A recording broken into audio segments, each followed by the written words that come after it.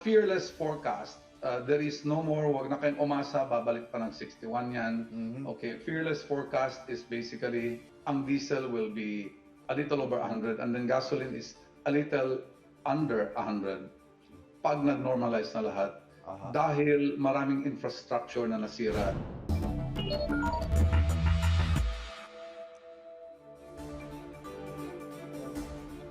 Pilipinas, gising na! Ngayong araw po may panibago na namang mega oil price hike. 20 pesos pong itataas sa diesel kaya ang presyo niya naabot na sa mahigit 170 pesos kada litro. Samantala, halos 6 pesos naman ang itataas sa presyo ng gasolina. At isa sa pinakapektado sa taas presyo na to, ang mga kapuso nating tsuper. Ang isang araw sa kanila ay tumirik na ang jeep sa daan dahil naubusan ng krudo. Kumusta kaya sila dyan, Susan? Ngayon, Ivan, ako, syempre, yung mga kapuso nating jeepney driver dito medyo nangangamba uli kung ano ba, magkano uli ang maiuwi nilang kita ngayong araw na to dahil nga ho doon sa nakatakdang pagtaas ng presyo ng mga produktong petrolyo ngayong araw na ito, no? At malaki-laki na naman yan, mabigat-bigat na namang dalhin yan para doon sa ating mga kapusong jeepney driver. At nakita nga natin na meron tayong isang kapuso na nag-viral dahil po sa gitna ng kanyang pagbibiyahe, naubusan po siya ng diesel. So, yung mga pasahero po, nung nakita nila na tumigil yung sasakyan, bumaba na. Ito naman pong driver ay napilitang bumili para mapaatakbo pa niya. Panoodin po natin itong video na ito. Ayan. Yung jeepney driver po ay naubusan ng diesel. Kaya pumunta siya sa pinakamalapit na gasoline station para bumili ng ilang litro ng kanyang diesel na ilalagay doon sa jeep. Ngayon, pagbalik po niya, ay wala na po yung ibang pasahero. May naiwan namang iba, naghintay po sa kanya. At ang sabi nga ho niya, kwento nga ho niya sinakyan niya na motorcycle rider naawa, hindi na ho siya pinagbayad. Tapos, nag-viral po ang video niyan dahil meron ho isang pasahero na naawa sa kanya. At imbis na magbayad, binigyan pa ho siya ng dagdag na pampakarga ng kanyang diesel. So, ito na po, kasama na po natin si Tatay Alan. Tatay Alan, magandang umaga po. Magandang umaga po. Kumusta po kayo? Okay lang po. Yan ho ba yung inasahan nyo na mauubusan kayo ng diesel habang nasa gitna ng pagbibiyahe? Hindi po talaga, hindi ko inaasahan na ganun maubos yung diesel po. Kasi Bakit po kayo naubusan? Hindi ako nakapagpakarga? nakaligtaan ko magpakarga eh. Bakit po nakaligtaan? Kasi maubos yung Kita nyo? ang inaasahan ko, makakarating pa ako ng gasolinahan. Yun ang, Pero nakikita nyo doon sa yun, ako medyo kukunti na. Kukunti na. Pero ang alam ko talaga aabot pa. Yung pala nag-short na, hindi na talaga umabot. Hindi na Kaya talaga inabot. Oo.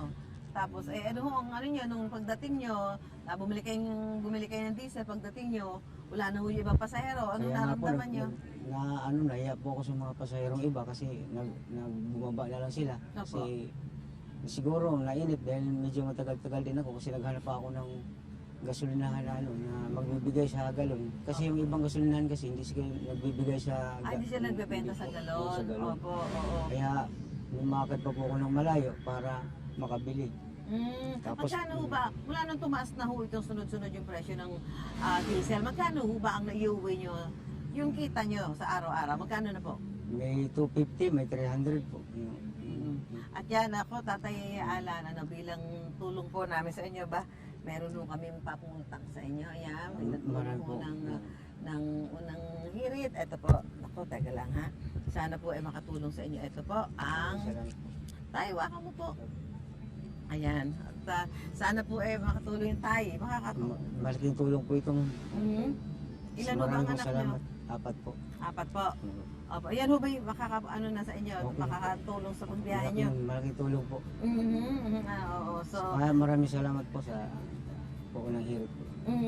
salamat po Tatay Alan. At Maraming mag-iingat po kayo sa inyong pagbiyahe po. Opo. Maraming salamat po. Maraming Salamat po Tatay Alan. Ako si Tatay Alan ho isa lamang ho sa mga kapuso nating jeepney driver na talaga naman pong pinapasan ang napakabigat na presyo ng mga produktong petrolyo habang lumilipas sa mga araw. Gaya nga po ngayong araw na ito na kung saan tataas na naman o tumaas na naman ang presyo ng mga produktong petrolyo. Kaya dagdag na ano ho yan, pasanin na naman sa ating mga kapusong jeepney driver gaya po ni Tatay Alan. Mula po rito sa Las Piñas, back to studio po tayo, Ivan.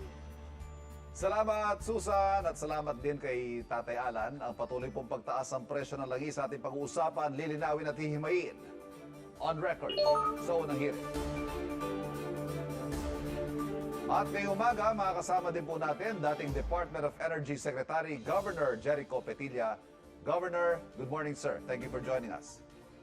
Magandang umaga, Ivan. Pero hindi ko alam kung talaga maganda, ano. Kasi every Tuesday, tumataas ang presyo ng gasolina. Ayun diesel. nga ho.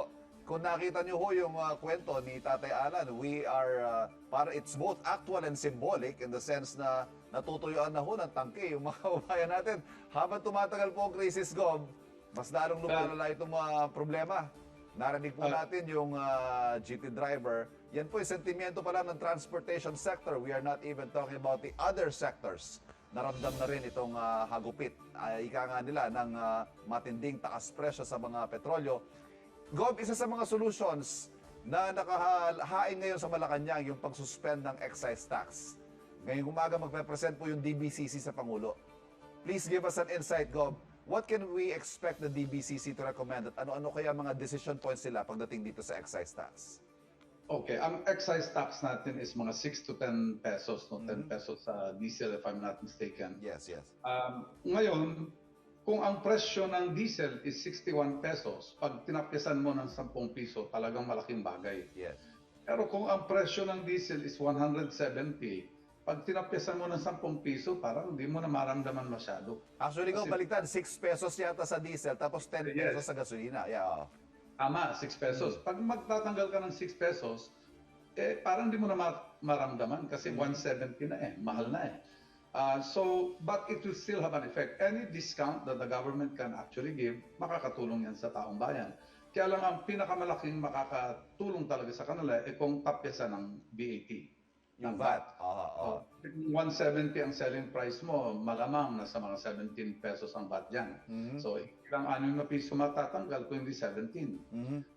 Ibang bansa, yan ang ginagawa nila. Ang unang depensa nila is tanggalin mo na yung mga buwis pang samantala. Yes. At para makatulong sa tao, magbibigay ka na rin ng ayuda, bakit hindi mo na lang tanggalin ang buwis in the meantime? Yes. Kayo, Gov, where do you stand on this proposal? Ito hong pagtanggal ng taxes, excise, both excise tax and VAT. Kasi yung sabi ni Senator Lacson, we're looking at 300 plus billion pesos in losses kapag tinanggal natin yung taxes sa fuel.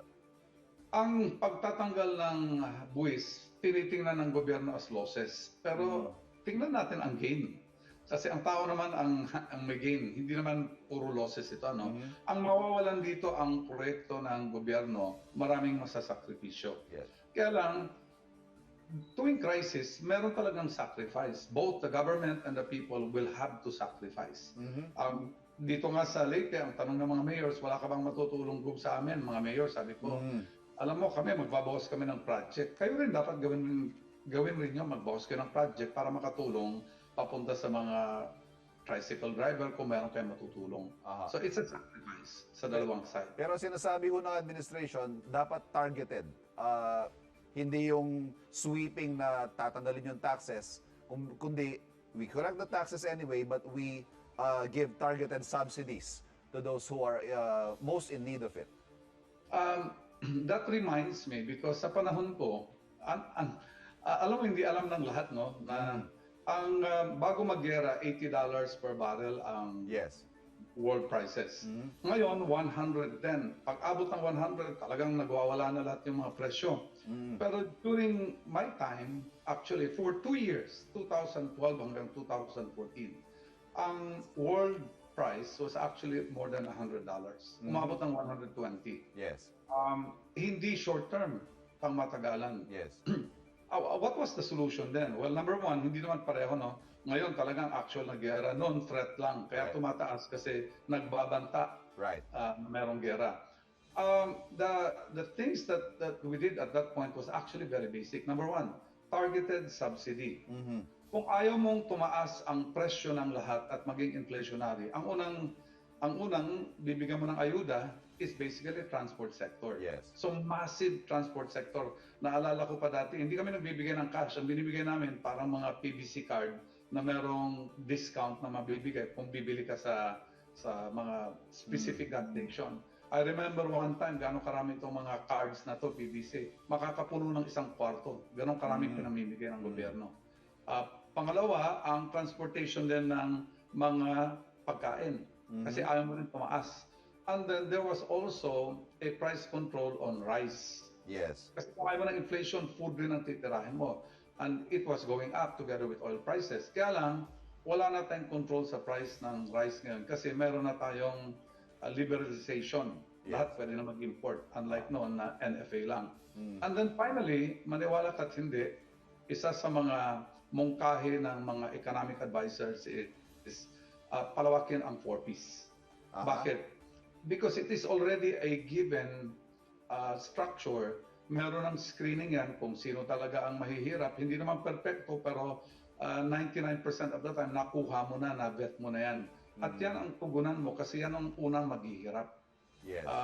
So we did that. Tinarget muna ang talagang nangangailangan because the name of the game, Ivan, is to control inflation as much as possible. Right. Hindi yung tulong ngayon, pero next month, ang inflation mo is double digit na. Right. Mas mamamatay tayo niyan.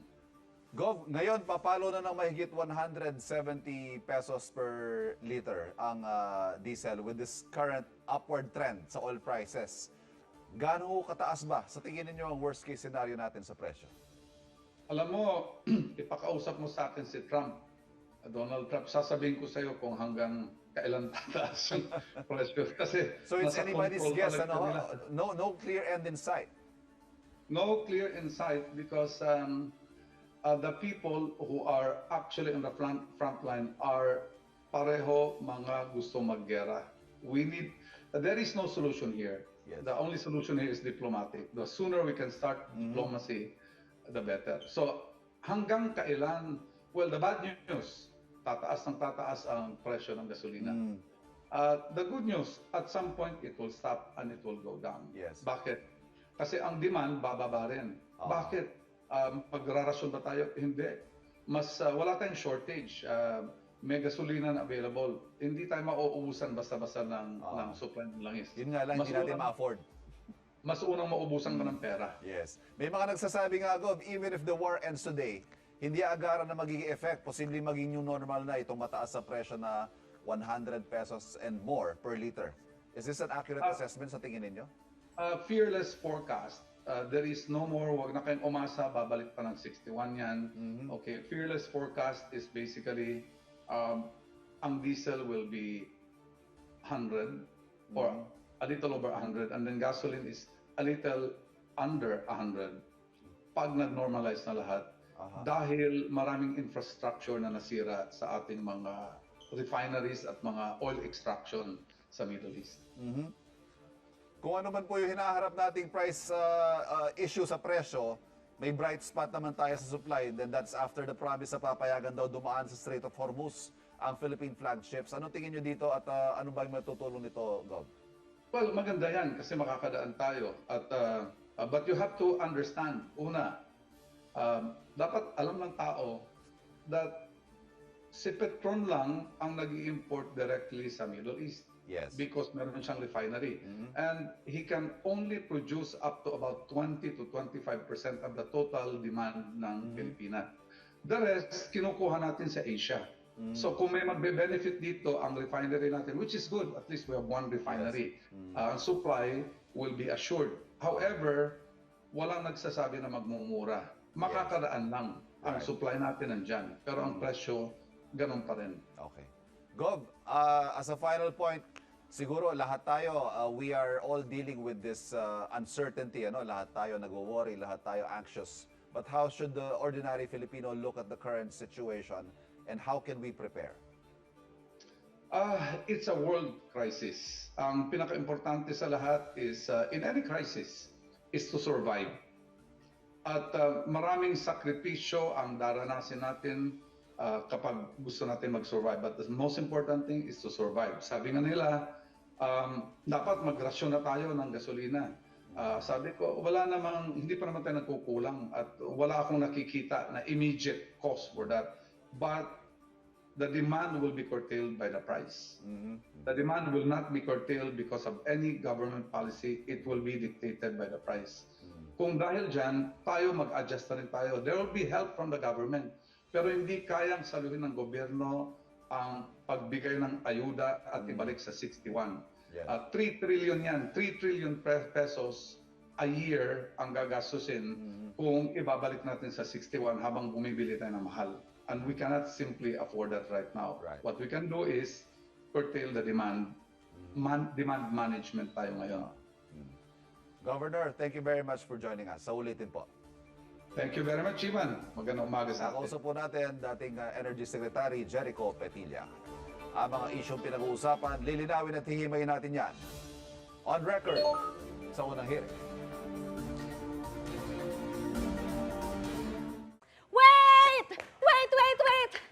Wait lang! Huwag mo muna i-close. Mag-subscribe ka na muna sa GMA Public Affairs YouTube channel para lagi kang una sa mga latest kwento at balita. I-follow mo na rin ang official social media pages ng Unang Hirit. Thank you. O sige na,